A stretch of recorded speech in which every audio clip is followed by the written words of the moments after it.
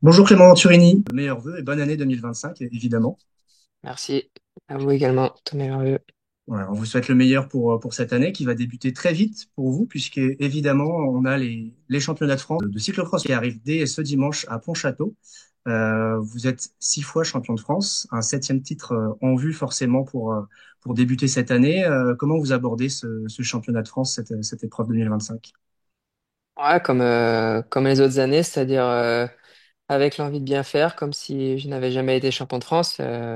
Voilà, on ne se lasse pas d'être champion de France. Et voilà, comme vous l'avez dit, j'ai réussi et j'en suis fier d'avoir déjà gagné 6 fois ce titre. S'il y en a un septième, ça sera beau. Voilà, je pratique le cyclocross par plaisir et dynamiser mon hiver. Donc, voilà, c'est vrai que c'est un point de passage important et derrière encore 3 Coupes du Monde et un championnat du monde pour essayer de finir en beauté sur un vrai objectif personnel, c'est-à-dire briller au niveau international.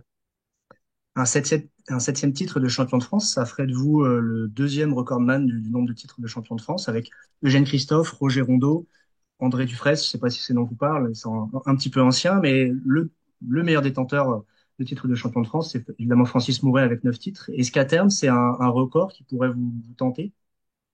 En tout cas, c'est pas ce qui me motivera dimanche sur la ligne de départ.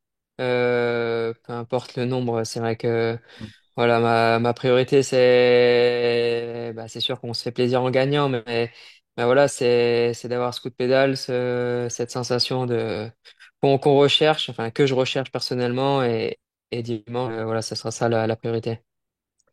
Alors, si on parle un peu de dimanche, Pontchâteau, vous n'aviez pas fait, je crois, les championnats d'Europe à Pontchâteau en 2023. C'est un circuit que vous connaissez bien. Comment vous l'abordez? Est-ce que c'est un circuit qui vous convient techniquement? Ma dernière apparition, ça doit être en 2021 lors du dernier championnat de France élite. Hein.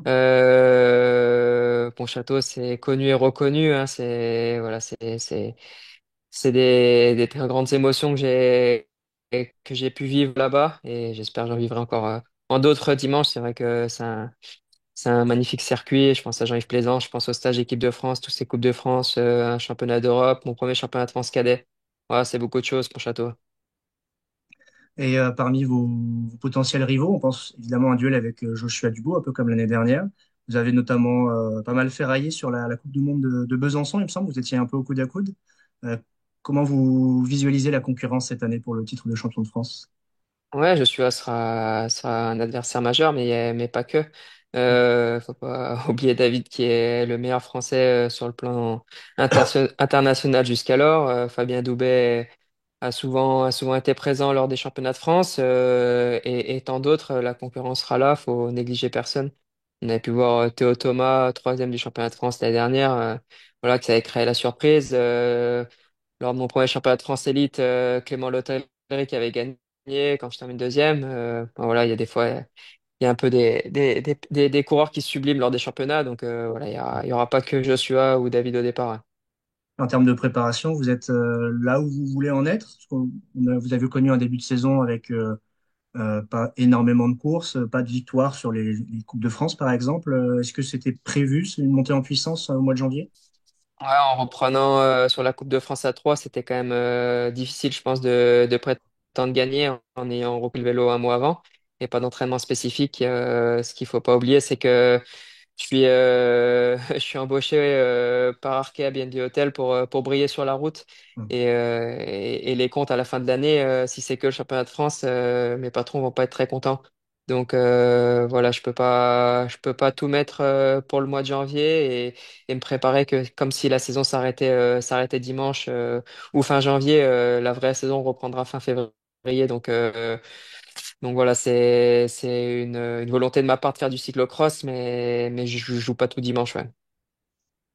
Pas tout dimanche. Et justement, il y aura une autre épreuve en France qui va énormément compter pour la saison de cyclocross. C'est évidemment les mondiaux à Liévin. Une opportunité un peu unique pour un coureur français. C'est pas tous les ans qu'on accueille les championnats du monde. Euh, Quels seraient vos objectifs pour ces championnats du monde et comment vous l'abordez? Ah, c'est sûr que ce sera un événement majeur et un très bel événement. C'est vrai que ça fait vraiment plaisir de courir chez nous. Voilà, on a rarement la chance, donc voilà, ça va être chouette. J'en suis persuadé en plus. Malgré tout, Liévin est tout proche de la frontière, donc j'imagine Mm. que tous les supporters belges vont faire les déplacements, même s'ils sont parfois un peu chauvins, mais je pense que ça sera voilà, un très gros week-end et ça va être, ouais, ça va être des bons moments à vivre. Mais avant ça, il y aura aussi trois Coupes du Monde avant ce championnat et là, c'est trois chances pour moi de briller sur le plan international qui est quand même voilà, un gros objectif personnel. Dans la tête, c'est quoi l'objectif? C'est un top 10. On sait que vous avez déjà fait cinquième d'un championnat du monde il y a quelques années. Est-ce qu'une telle performance, vous pensez pouvoir la rééditer cette année? Ouais, bah après, la place sera à la place. Je parle Mm. pas en termes de chiffres, je parle plus enfin, pour moi, c'est en termes de performance. Mm. L'essentiel, c'est d'avoir un très bon niveau athlétique à ce moment-là et sur le plan technique aussi, parce il y a pas que appuyer. Le cyclocross, c'est une vraie discipline. Donc, voilà, le but est d'être le meilleur possible Mm. et la place sera la place à l'arrivée. Mais en tout cas, voilà, être le plus performant possible. Une fois cette page cyclocross refermée, vous repartirez évidemment sur la route. Comment s'organise cette transition? Est-ce que vous avez déjà un calendrier précis en tête? Est-ce que vous allez prendre une pause après le CX? La pause sera plus sur le plan mental parce que Ouais. voilà, je vais couper quelques jours, Mm. mais la reprise sera dès fin février sur la Drôme Ardèche, ensuite Stradé et Tirreno et les Coupes de France Classique 44 et Cholet, Adélie. Enfin bon, voilà, il y aura un gros programme derrière, donc ouais, il y aura une petite sas pour souffler et se régénérer avant de vraiment enquiller, ouais. Ouais. Et forcément, on se dit que votre objectif principal sur la route cette année, ce sera de renouer avec la victoire. Vous n'avez plus levé les bras depuis 2018 sur la route. Pour quelqu'un qui pourtant a des qualités de vitesse comme les vôtres, on imagine que c'est quelque chose qui doit un peu peser, non, au fil des années. Ouais, je dirais que voilà, c'est dimanche, c'est hyper important, mais Mm. si je viens à perdre dimanche et je gagne deux courses sur la route, ma saison, elle sera plus que réussie, Ouais. en toute honnêteté. C'est vrai que voilà, je suis souvent présent, mais pas gagnant. Et en fait, quand on voit le cyclisme actuel, c'est très dur de gagner. Voilà, je fais une saison correcte, pas mal de points essayés et l'équipe en était grandement satisfaite. Mais c'est vrai que moi, c'était un peu un bilan mitigé parce que effectivement, je suis régulier, mais parfois, j'aimerais vraiment avoir ce coup d'éclat. Mais bon, parfois, faut aussi savoir s'avouer vaincu quand je m'incline face à Arnaud Delis au Trobro. C'est une petite victoire personnelle. Voilà, ça, Benoît Cosnefroy, un des meilleurs mondiaux, à Paris-Camembert. Voilà, malheureusement, il n'y a plus de courses d'un niveau moindre. Toutes les courses sont très relevées, disputées. Donc, voilà, les performances sont dures à voir. Et c'est votre deuxième saison chez Arkea. Comment s'est passée cette intégration l'année dernière et comment vous abordez cette deuxième année chez la formation bretonne? Est-ce qu'il y a des automatismes qui sont créés et vous pensez que justement il y a un élan plus facile qui va vous permettre de pouvoir potentiellement viser une victoire? Ouais, ça a plutôt été bien intégré et je m'épanouis au sein de l'équipe de Manu. Donc voilà, j'espère qu'on va vivre une grande saison cette année. Tout le monde est bien motivé. On a senti qu'au stage de décembre, voilà, le but commun est bien là, donc c'est important. On va se retrouver bah, dès la semaine prochaine, dès lundi, je repars en Espagne pour le second stage de préparation et voilà, la saison est presque lancée parce que l'Australie va arriver très vite aussi. Chez Arkea, justement, vous avez parlé d'Emmanuel Hubert. L'intersaison a été un peu marquée par ses déclarations. Le fait qu'il ait tiré la sonnette d'alarme sur le cyclisme français en général, des choses qui ne vont pas très bien. Est-ce que c'est quelque chose qui a pu vous impacter, sur lequel vous avez réfléchi, notamment en ce qui concerne la situation d'Arkea B&B Hotel? J'ai 31 ans et je suis assez lucide. Hein. Je suis pas patron d'une équipe, mais voilà, mes parents ont été aussi chefs d'entreprise, donc je sais ce que c'est, ça tombe pas du ciel et rien n'est acquis. Et surtout dans le sport où on est un milieu précaire et voilà, faut jamais se reposer sur ses lauriers. Manu, certes, a fait des déclarations un peu marquantes cet hiver, on nous a beaucoup parlé de ça. Mais si ça serait que nous qui sommes en fin de contrat, ça serait, il y a plein d'autres équipes dans le même cas, mais on n'en parle pas. Et voilà, c'est aussi le jeu du sport de haut niveau. Ça vous inquiète pas plus que ça quant à votre avenir ou la suite de la saison ou de l'équipe?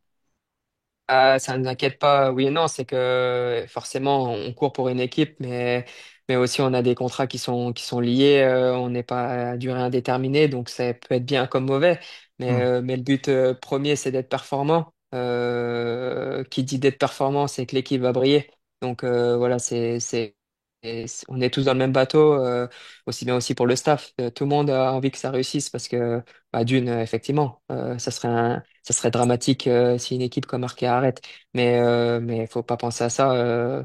Bien au contraire, Manu fera tout comme nous, c'est-à-dire se battra jusqu'au bout et voilà, l'avenir sera que bon, c'est sûr. C'est tout ce qu'on vous souhaite évidemment. Et puis bah, pour conclure, justement, en ce début de nouvelle année, nouvelle résolution, les meilleurs vœux, qu'est-ce qu'on peut vous souhaiter de meilleur pour cette année? Qu'est-ce qui ferait plaisir qu'est-ce qui ferait de cette saison 2025 une saison réussie pour Clément Venturini? Ouais, c'est vrai qu'on parle souvent de ça en premier lieu, mais je pense que c'est la base de tout, c'est d'avoir une très bonne santé, surtout en étant Évidemment. sportif. Ensuite, voilà, c'est que malheureusement, les pépins physiques et puis autres font partie aussi du sport de haut niveau. Donc déjà, je pense que c'est d'échapper à tout ça.